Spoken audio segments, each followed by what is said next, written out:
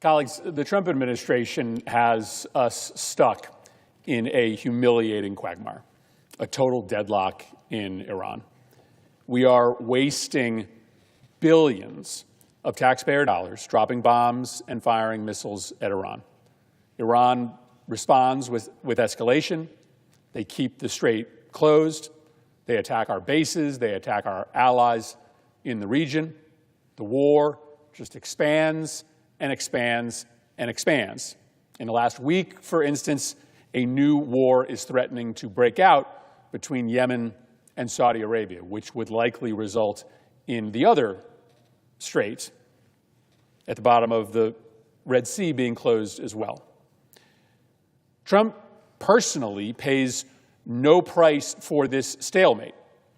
His corruption schemes, his cryptocurrency, his insider trading, the contracts to his sons, all of that has practically tripled his net worth in just 18 short months in office. No, the price of this war is being plainly paid, first and foremost, by our soldiers, who are being put in harm's way for a war that is making America weaker every day. They're getting killed. They're sustaining life-altering injuries. Many of our soldiers and sailors and airmen have been in the region far past their scheduled deployment. They haven't seen their families in years. And of course, American consumers are paying the price as well.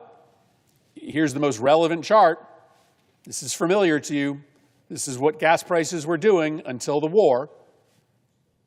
They are creeping back well above $4 a gallon right now. That is not affordable for regular Americans, especially Americans who have to travel great distances for work, especially small business owners who rely on reasonable gas prices in order to be able to make their bills work. Diesel prices are through the roof as well. Fertilizer prices are through the roof as well, all because of this war. No other reason, the war. The prices are this high because of the war.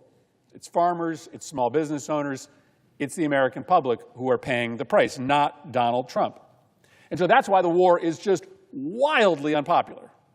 Like, except for Trump's sort of hardline supporters, the folks who just don't believe he can ever do anything wrong, nobody wants this war. If you're in a red state or a blue state, this war is deeply unpopular because the American public are smart. They're smarter than a lot of my colleagues give them credit for. They know that a war with Iran is unwinnable. They don't want America stuck again in a quagmire, a stalemate in the Middle East. So how does Trump handle this? A deeply unpopular war, a war that he is losing, a war that is driving up prices for the American public. Well, this is how he handles it. He gaslights. He tells lies. And the essential gaslight is that the war is about to end. Don't worry. Yes, it appears that there is no end. It appears that you're going to have to continue to pay these prices forever. It appears that America has no end game. But don't worry, the war is about to end. And so I just want to go through this pattern for you because it is really important to talk about the fact that the White House is just not being straight with the American public about what's going on in this war. Over and over again, the president declares that the war is about to be over. He's not telling the truth. He normally declares that the war is about to be over on Sunday night or Monday morning, right before the markets open. But now that we are 6 months into this war, we can see the pattern. Let me go through it with you quickly. On March 23rd, Trump announces a deal. I'm just going to give you his quotes here. These are his words. He says, the United States of America and the country of Iran have had over the last 2 days very good and productive conversations regarding a complete and total resolution of our hostilities in the Middle East. The market impact is immediate. That post sends oil prices tumbling nearly 11%, but there is no deal. He just made it up. 2 days later, The United States military is back to conducting strikes. Quote, the U.S. Abraham Lincoln continues flight operations against military targets in Iran while sailing in regional waters. On March 30th, Trump announces another deal. This is Monday morning, right before the markets open. He says the United States of America is in serious discussions with a new and more reasonable regime to end our military operations in Iran. Great progress has been made. 1 week later, there's no deal. The opposite. 1 week later, Trump posts that he's going to wipe out the entire civilization of Iran. A whole civilization will die tonight, he posts, never to be brought back again. That's a war crime. The president is promising to kill millions of civilians. He tries to dial it back. But later on that same day, he's back to announcing a deal. Literally, I'm going to wipe out a whole civilization that morning. That night, on April 17th, he says, well, we received a 10-point proposal from Iran, and I believe it is a workable basis on which to negotiate. A 2-week period will allow the agreement to be finalized and consummated. 5 days later, there's no deal. Trump announces a resumption of the war with Iran.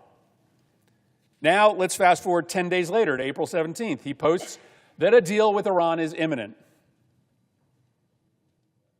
This process should go very quickly. Most of the points are already negotiated, he posts. 2 days later, the strikes start again. On May 5th, Trump says, great progress being made toward a complete and final agreement with the representatives of Iran. Complete is capitalized, final is capitalized, agreement is capitalized, representatives is capitalized, Iran is capitalized. 2 days later, the deal's off. Surprise, surprise. Every time Trump announces a deal is imminent, it just disappears. U.S. forces intercepted unprovoked Iranian attacks and responded with self-defense strikes, CENTCOM announces 2 days later. On May 25th, right before the markets open, a deal is imminent. Quote, negotiations with the Islamic Republic of Iran are proceeding nicely, right before the markets open. That same day, the United States military conducts strikes on Iran. Quote, the U.S. forces conducted self-defense strikes in southern Iran today to protect our troops from threats posed by Iranian forces. Next Monday, right before the markets open, Trump posts, Iran wants to make a deal. It'll be a good one. Just sit back and relax. It'll work out well in the end. It always does. How is this working out well for the American public? How is that working out well for the American public? The next day, there's no deal. The United States conducts strikes against Iran. On June 17th, Trump actually signs a deal, but it's not a real deal. He does this whole pomp and circumstance signing ceremony in Versailles. That deal was negotiated by diplomatic amateurs. There was nothing actually agreed to. There were words on a page, but from the literal moment the ink was dry, nobody could explain what they had agreed to. Most significantly, Iran thought that the agreement obligated Israel to stop its military operations in Lebanon. Israel did not agree to that. Iran thought that it had been given control of the strait in that agreement. Apparently, the American delegation didn't think they made that concession. Anyway, that agreement lasts 10 days. On June 27th, Trump posts that strikes on Iran have resumed. Let's just fast forward to the last week, because Trump is doing it again. On August 1st, Trump posts that I'm not sure that I transcribed this wrong or not, but it looks like he says the perimeters of a deal. I'll give him credit that he said parameters. The parameters of a deal have been agreed to on August 1st. On August 2nd, the deal is imminent, having to do with the Strait of Hormuz and ultimately the denuclearization of Iran. The deal is imminent on the denuclearization of Iran. August 4th, just a night or two ago, Trump tells Fox News, we're having very good discussions.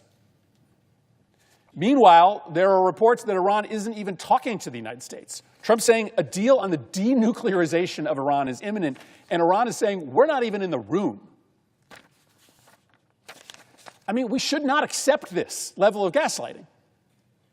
The word of the president has to matter. Over and over again, on 11 different instances, Trump says, a deal is about to happen. Don't worry, the war is about to be over. There's no deal. None of it is real, these promises. I wish it were real. I want to be clear about that. I want the war to end. I would basically support any agreement at this point to end this war. I was glad that the president got a ceasefire, but I could tell by the terms it wasn't going to last. It wasn't a real agreement. But at this point, many of us are willing to support almost any agreement. It'll be a humiliating agreement. It will be one in which Iran will essentially declare victory. But this war is a disaster. America is losing. Consumers can't afford to pay these prices. Businesses are going under. We had a record of farm bankruptcies in the last year. We look like a laughingstock. And we're running out of munitions. We don't have what we need to protect ourselves anymore. Reports are that we've gone through half of our Tomahawks. Our allies in the region have fired 70 to 80% of their Patriot missiles. This is a crisis. It has to end. But maybe there's an explanation for why Trump continues to do this gaslighting, particularly right before the markets open. Trump announced, now a week or so ago, that if you pay him $100,000 a month, he will give you advance notice of American foreign policy decisions. I don't understand why that is acceptable to anybody in this chamber. If you pay Donald Trump $100,000, he will give you advance notice of America's foreign policy decisions. If we are about to sign a peace treaty and you give him $100,000 a month, he will give you advance notice of that. If strikes are going to resume against Iran, if you pay him $100,000 a month, he will give you advance notice of that. That is a subscription service for insider trading. And it is unquestionably lucrative. On August 1st, Trump posts that a deal is imminent. Remember, people still take him seriously. Not everybody knows about this history of gaslighting. On August 1st, Trump says a deal is imminent, and the market impact is immediate. Oil prices fall by 5% right as the markets open. The next day, right before the markets open, Trump says again, the deal is imminent. Another 5% drop. And so you see how his statements move the market. And you can see how if you get advance notice of those statements, even by a few seconds, you can capitalize on that market movement. If you know that if Trump says a deal is imminent and the markets are going to move 5%, and you pay $100,000 to Donald Trump to get that information early, you can make a boatload of money. And so maybe the war continues because Trump has found a way to monetize the war in a disgustingly corrupt way. I get that at some point we become immune to all of this. But can any of my Republican colleagues defend the president selling announcements from the White House for $100,000 a month in the middle of a war? Is any Republican senator willing to come down to this floor and defend the President of the United States setting up a subscription service for public policy announcements from the White House so as to advantage certain players in the marketplace who are willing to pay that amount of money? Of course not. And if you know in your heart that it is corrupt, that it is wrong, then you should say something about it. Because the war might be continuing, not just because of incompetence, but because the president has found a way to make money. More people are going to pay him $100,000 for these announcements in the middle of a war. Frankly, people would be willing to pay it absent a war, but he'll make more money during a war because his announcements clearly move the market. in the middle of a very complicated conflict where the decisions of the United States government immediately change oil markets. The reason that this war is dragging on endlessly, it does matter. And my colleagues should care about Trump's insider trading subscription scheme. It's just so discouraging that nobody on the other side of the aisle says anything about this, when the credibility of the White House and of our country is just getting destroyed and sullied. But my Republican colleagues should also care that the war is being waged with a level of embarrassing incompetence that is making America weaker, that's getting us nowhere. This body works best when the president's party stands up to him and says, enough, whether it's corruption or incompetence. That's what President Johnson's party did during the Vietnam War. It is actually what the Democratic Party did with President Obama during the late stages of the Afghanistan war, when many of us decided that America had to withdraw and opposed President Obama's party. It's what many of us did here during the early stages of the war in Yemen, that President Obama was bringing the American military into, and many of us opposed it, got up on this floor, explained why we opposed it. Republicans can do that too. You can say this war has to end. You can say that the president should never, ever personally benefit from a conflict overseas. You can say that the President of the United States should not sell access to White House statements. It would make a big difference for our democracy and for the American people who are paying through the nose for the costs of this war if you did. I yield the floor.